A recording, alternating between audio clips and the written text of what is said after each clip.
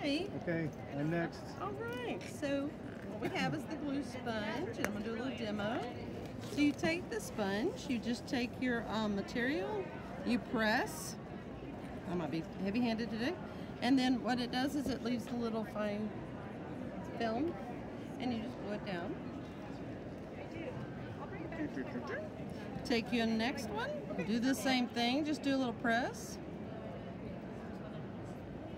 And you can glue that right down on top of that.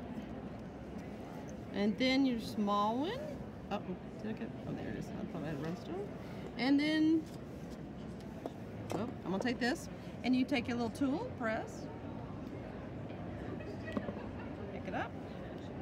And stick. And then you have a nice, easy, quick, clean way to glue.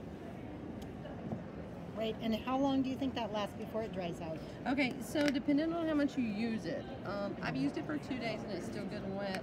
So it should last up to 12 months as long as you do some maintenance. I do have instructions on maintenance on the back.